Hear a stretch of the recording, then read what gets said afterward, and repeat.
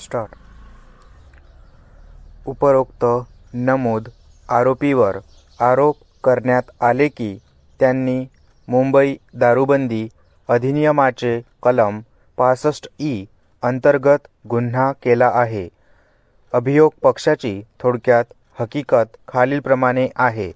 फिर्यादी निवृत्ती कारभारी मोरे यांच्या कथनाप्रमाणे दिनांक 9/11/2020 रोजी ते कार्यालयात हजर असताना निरीक्षक चकोर साहेब यांना गुप्त बातमीदारामार्फत बातमी मिळाली की भगूर बसस्टँड येथे चिंचेच्या झाडाखाली एक बारडदान झापात एक इसम विनापरवाना देशी दारूचा मद्यसाठा बेकायदेशीररित्या स्वतःचे कब्जात बाळगून लोकांना पिण्यासाठी चोरून विक्री करतो. खात्रीशीर बातमी मिळालेवरून 2 पंच दुय्यम निरीक्षक चव्हाण, जवान महिला जवान देवरे, जवान निरीक्षक वाहनचालक ते स्वतः असे सर्व अचानक छापा टाकता असता सदर ठिकाणी एक इसम देशी दारूच्या साठ्यासह मिळून आला. सदर आरोपीस त्याचे नाव विचारले असता त्याने त्याचे नाव विक्की साळवे असे सांगितले. त्याच्या ताब्यातून प्रिन्स संत्राच्या 180 मिलीलीटर क्षमतेच्या 64 सीलबंद बाटल्या रुपये व इतर साहित्य असे एकूण रक्कम रुपये 3463 किमतीचे मिळून आले.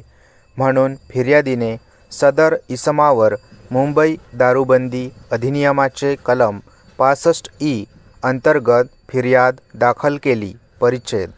सदर फिर्यादीच्या आधारे भरारी पथक राज्य उत्पादन शुल्क देवळाली कॅम्प येथे आरोपीविरुद्ध मुंबई दारूबंदी अधिनियमाचे कलम 65E अंतर्गत गुन्हा क्रमांक 158/2020 दाखल करण्यात आला होता. सदर गुन्ह्याच्या तपासादरम्यान तपासी अधिकाऱ्यांनी साक्षीदारांचे जबाब नोंदविले होते. सदर गुन्ह्याचे तपासाअंती आरोपी विरुद्ध सबळ पुरावा मिळून आल्यामुळे तपासी अधिकाऱ्यांनी आरोपी विरुद्ध न्यायालयामध्ये आरोपपत्र दाखल केले होते. आरोपी न्यायालयात हजर झाल्यानंतर त्याचे विरुद्ध दोषारोप निशाणी क्रमांक 10 प्रमाणे तयार करून आरोपींना त्याचे मातृभाषेमध्ये वाचून व समजावून सांगितले असता त्यांनी गुन्हा कबूल नसून खटला चालविण्याची विनंती केली होती. त्याप्रमाणे त्यांचे विरुद्ध सदर खटला पुढे चालविण्यात आला आहे. फौजदारी प्रक्रिया संहितेचे कलम 313 प्रमाणे आरोपीचे निवेदन निशाणी क्रमांक 16 प्रमाणे नोंदविण्यात आले. आरोपीच्या बचावाप्रमाणे त्यांचे विरुद्ध खोटी केस दाखल केली असून त्यांना निर्दोषमुक्त करण्यात यावे. अभियोग पक्षाचे कथन व दस्तऐवजावरील उपलब्ध साक्षी पुराव्यावरून मी खालील मुद्दे तयार करून त्यांचे कारणांसहित निष्कर्ष खालीलप्रमाणे देत आहे. अभियोग पक्षाने आरोपीविरुद्ध गुन्हा सिद्ध करण्याकरिता फिर्यादी निवृत्ती कारभारी मोरे यांची साक्ष निशाणी 11 प्रमाणे नोंदविलेली आहे. अभियोग पक्षाने वरील मौखिक साक्षीशिवाय खालील प्रमाणे कागदोपत्री पुरावा न्यायालयामध्ये सादर केला आहे. घटनास्थळ कम जप्ती पंचनामा निशाणी क्रमांक 12 निवृत्ती कारभारी मोरे यांनी दाखल केलेली फिर्याद निशाणी क्रमांक 13 रासायनिक परीक्षणाकरिता दारूचा नमुना प्रयोगशाळा नाशिक येथे पाठविल्याचे पत्राची स्थळप्रत निशाणी क्रमांक 14 CA रिपोर्ट निशाणी क्रमांक 15 या उलट आरोपीने स्वतःचे बचावाकरिता कोणताही मौखिक किंवा कागदोपत्री पुरावा न्यायालयामध्ये सादर केला नाही. तज्ज्ञ सरकारी वकील साहेब श्री सपकाळे व आरोपीचे तज्ज्ञ वकील साहेब श्री G.T. कुटे यांना मी विस्तृतपणे ऐकून घेतले. तसेच संपूर्ण दस्तऐवजाचे सूक्ष्मपणे अवलोकन केले आहे. मुद्दा क्रमांक 1 बाबत परिच्छेद. आरोपीविरुद्ध गुन्हा सिद्ध करण्यासाठी सदर केसमधील फिर्यादी पोलीस शिपाई निवृत्ती कारभारी मोरे यांना निशाणी 11 वर तपासलेले आहे.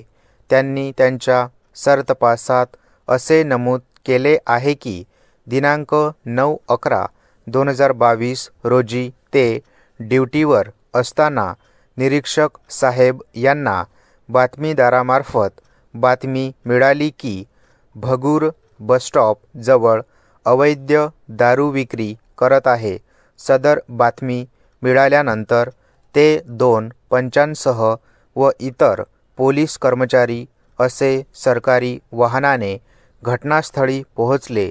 त्यावेळी तेथे निरीक्षक सपकाळ यांनी आरोपीला त्याचे नाव विचारले असता त्याने त्याचे नाव विकी साळवे सांगितले.